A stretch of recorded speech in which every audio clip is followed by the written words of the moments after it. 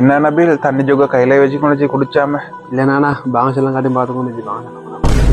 அல்லாவே கஷ்டப்பட்டு பிடிச்சி நம்ம வீணாய்க்குள்ள போகுது. இது ஆன சின்ன வழக்கம் இது ஆர சொல்லி தந்தா ரசூலுல்லாஹ் சொல்லி தந்தா.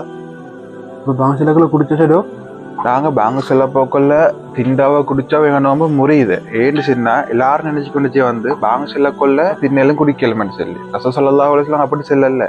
அதுக்கு வந்து சஹருடைய நேரத்தை தான் குறிப்பிட்டு சொல்லிச்சு. அப்படின்னு சொன்னா ஒரு கருப்பு நூல் வெள்ளையாகும் பாரு எங்களுக்கு சாப்பிட்டு சொல்லி அதுக்கு தப்சீருடைய உலமாக்கள் சொல்ற என்னன்னு தெரியுமா, சுபஹுடைய உதயம் வரைக்கும் சுபஹுடைய உதயத்துக்கு முன்னாடி தான் எங்களுக்கு சாப்பிடல. சுபஹுடைய உதயம் வந்தா எங்களுக்கு சாப்பிடல. இப்ப பாங்க செல்றது வந்து சுபஹுடைய உதயம் வந்ததுக்கு பிறகுக்கா.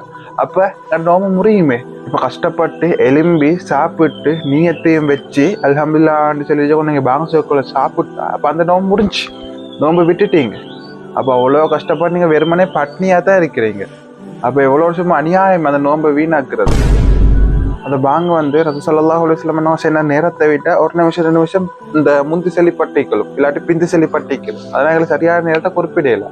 அதனால நாங்க கட்டாயம் சஹருக்கு ஒரு 5 நிமிஷமோ 10 நிமிஷமோ முன்னாடி அல்ஹம்துலில்லாஹ் சாப்பிட்டு துவா நியத்தெல்லாம் வச்சுட்டு வாங்க செல்லங்கத்தையும் நான் குர்ஆனை எதை சரி ஓதி கொண்டிருக்கேன். தண்ணி ஜோக்க வச்சு கொண்டிருக்கிறது இல்ல. 5 நிமிஷத்துக்கு முன்னாடி நீங்க எல்லா வேலையும் முடிச்சோன்னு சொல்லி உங்களுக்கு நஷ்டமாக போறீங்களே.